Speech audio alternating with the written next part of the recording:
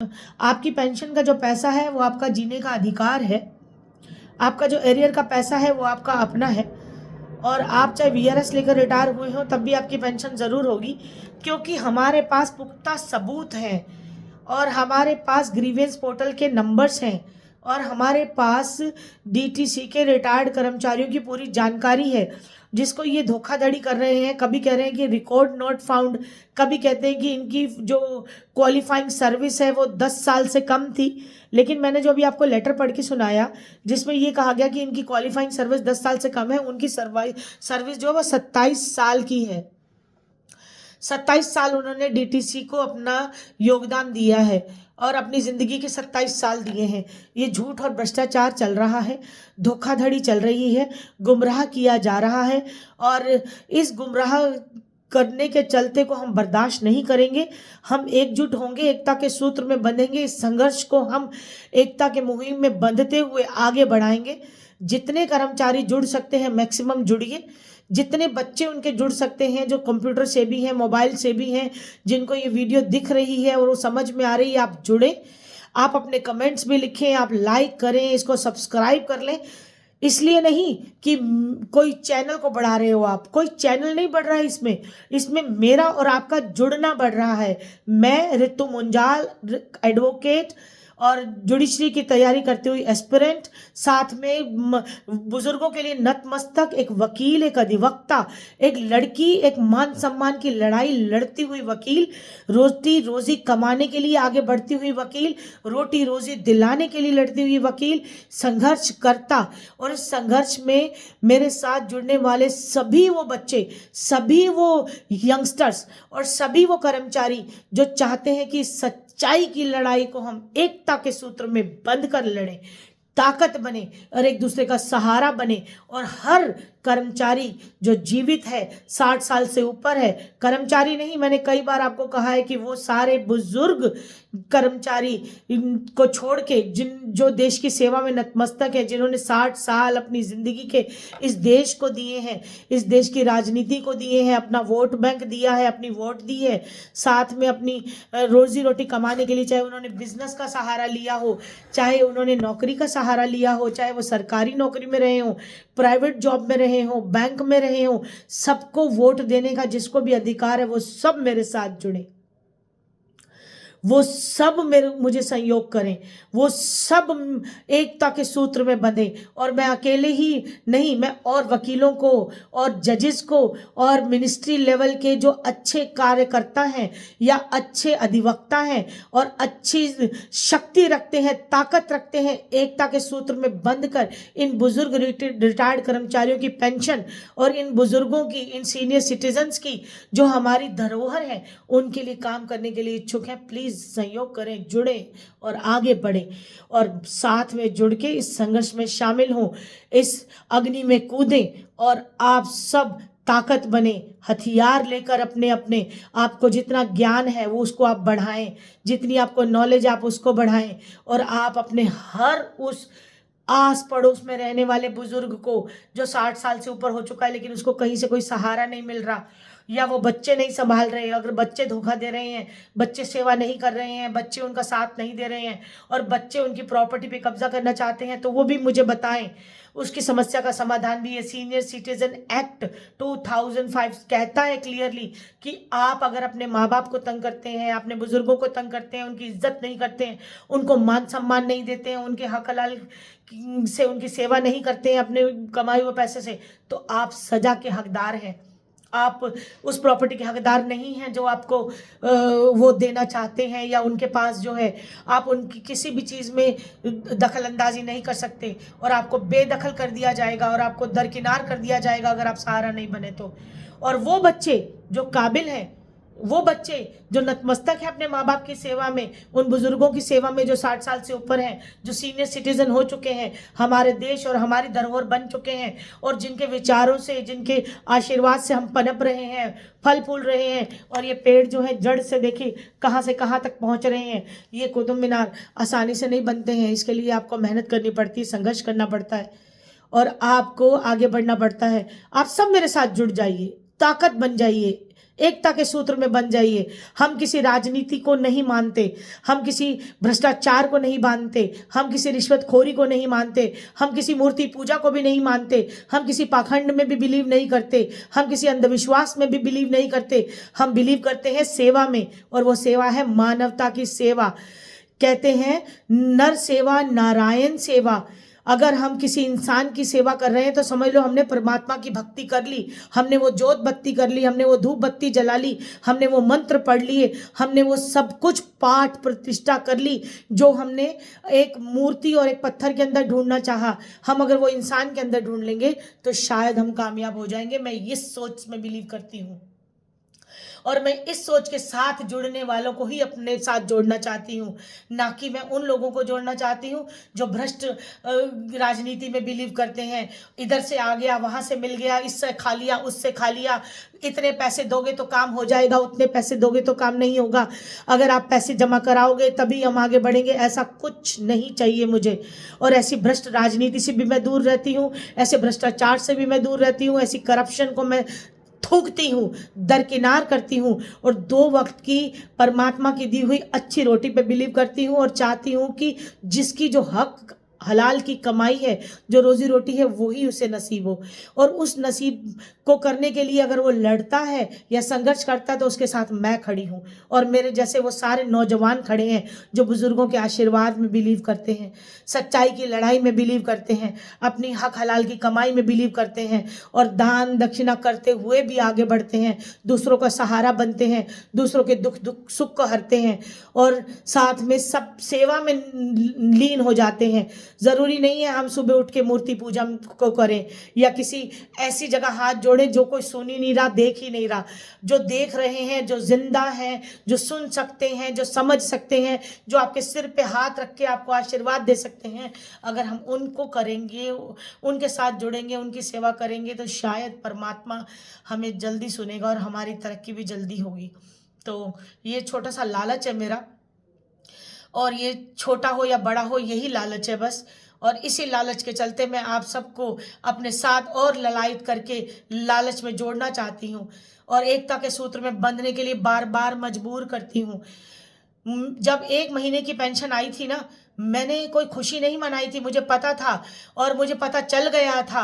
8-9 जब कॉल मेरे पास आई थी कि हमारी 1 महीने की पेंशन आ गई है, मुझे समझ में आ गया था कि वो कर्मचारी हैं जिनकी 6 महीने की अटकी हुई थी और 1 महीने की पेंशन देकर एहसान कर रही है दिल्ली सरकार, एहसान कर रहा है दिल्ली ट्रांसपोर्ट कॉरपोरेशन, और बहुत बड़ा एहसान कर रहे हैं डीटीसी विभाग के कर्मचारी। मुझे इससे कोई फर्क नहीं पड़ता। मैं उन बुजुर्गों ने मुझे बहुत आशीर्वाद दिए, उन कर्मचारियों के कॉल आए, और 15,000 कॉल उम्मीद कर रही थी, लेकिन 1500 भी नहीं हो पाए, क्योंकि बहुत कम कर्मचारी हैं जिनको ये पेंशन दे रहे हैं, बहुत कम कर्मचारी हैं जिनकी रोजी रोटी ये डीटीसी विभाग चला रहा है, बहुत कम कर्मचारी हैं जो मेरे साथ जुड़ पा रहे हैं। उनके बच्चे देखते हैं वीडियो, लाइक नहीं करते, शेयर नहीं करते, किसी को बताते नहीं है कि एक ऋतु मुंजाल है, एक एडवोकेट है, जो लेडी है, लड़की होने के बावजूद भी, एक माता पिता की बेटी होने के बावजूद, एक बच्चे की माँ होने के बावजूद भी आप लोगों के साथ संघर्ष में शामिल होकर अपनी जिद और अपनी जुनून बना बैठी है इस पेंशन के मुद्दे को। और कोई भी विभाग ऐसा नहीं है उसने छोड़ा हो, मैंने कोई विभाग ऐसा नहीं है जो छोड़ा हो। दिल्ली ट्रांसपोर्ट कॉरपोरेशन से लेके, इनके डिपो से लेके ऊपर तक जितनी भी हायरार्की आप सोच सकते हैं, चाहे उसमें आप डीटीसी ट्रांसपोर्ट कॉरपोरेशन के सीएमडी को ले लीजिए, डीटीसी ट्रांसपोर्ट कॉरपोरेशन के पेंशन विभाग को ले लीजिए, दिल्ली ट्रांसपोर्ट कमिश्नर को ले लीजिए, दिल्ली ट्रांसपोर्ट कॉरपोरेशन के chief minister, Delhi transport corporation के दिल्ली ट्रांसपोर्ट मिनिस्टर कैलाश गहलोत जी को ले लीजिए, जिन्होंने बहुत बदतमीजी करके, मिसबिहेव करके हमें ऑफिस से बाहर कर दिया, ये कहकर कि डीटीसी और वीआरएस और ये कर्मचारी हम नहीं सुनेंगे, इस लेडी को बाहर करो, इनसे हम बात नहीं करेंगे। मैंने उनके दरवाजे भी खटखटाए हैं। और उसके भी ऊपर ट्रांसपोर्ट मिनिस्टर के बाद में आपके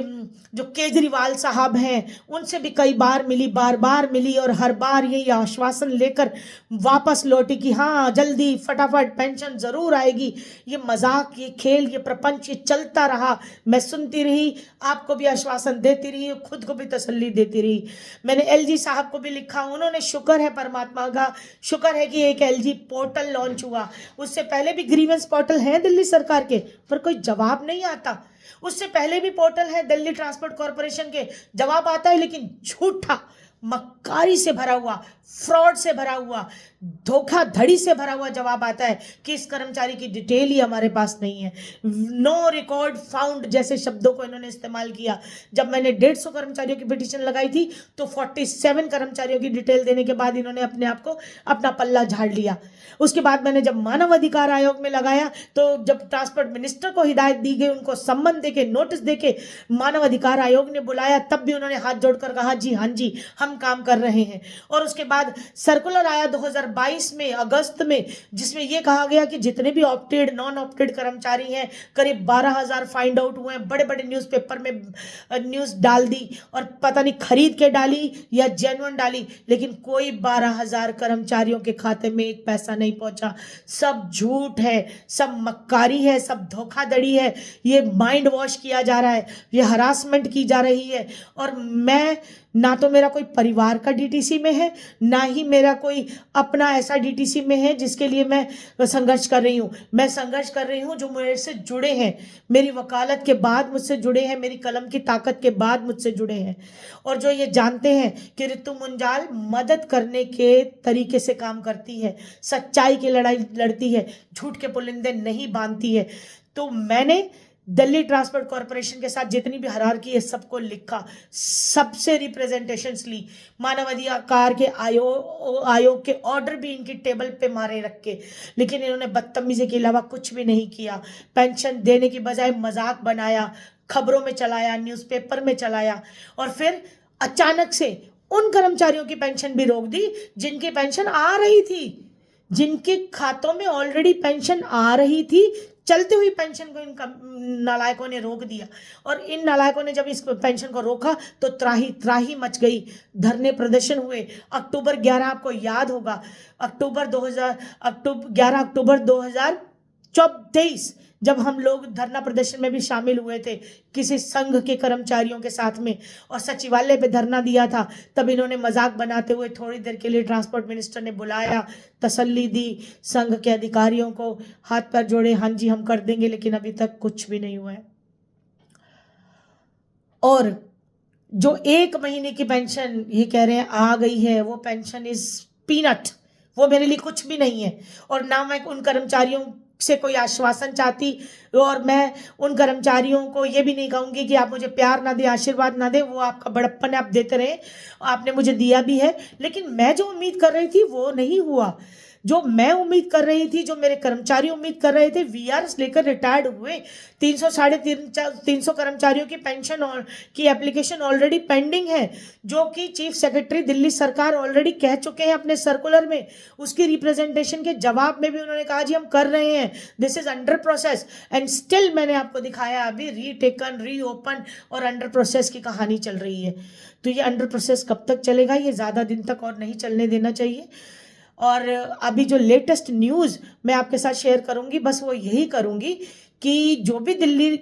ट्रांसपोर्ट कॉरपोरेशन से रिटायर्ड कर्मचारी हैं, उनकी 7 फरवरी की जो डेट है वो हाई कोर्ट में है पेंशन के मुद्दे को लेकर।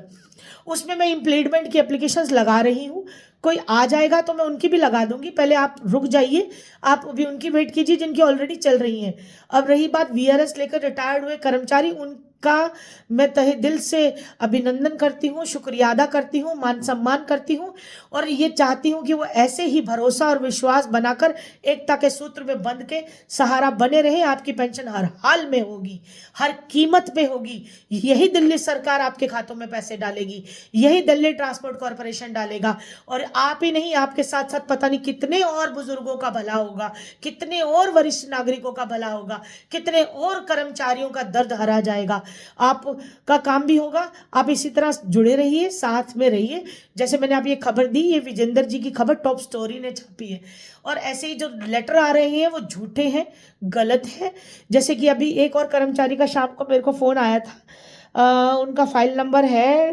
240, सुबे सिंह जी हैं शायद। सुबे सिंह जी, आप और आपके जैसे ऐसे बहुत सारे कर्मचारी हैं जिनका टोकन नंबर गलत बता दिया, बैच नंबर गलत बता दिया, या रिकॉर्ड नॉट फाउंड जैसे शब्दों का इस्तेमाल कर दिया, या ये कह दिया कि वो 10 साल की क्वालिफाइंग सर्विस में नहीं आते हैं इसलिए उनको पेंशन नहीं मिलेगी, या फिर ये कह दिया कि ये पेंशन के हकदार नहीं है क्योंकि ऑप्टेड नॉन ऑप्टेड। खैर अब इन्होंने नॉन ऑप्टेड ऑप्टेड तो कहना छोड़ दिया है, इसमें तो थोड़ा सुधार आया है, लेकिन ये पेंशन भी डाल दें, यही बहुत बड़ी बात होगी। और इसके लिए 7 फरवरी हमारी हाईकोर्ट की जो डेट है वो भी मैं आपको याद दिला दूं, दोबारा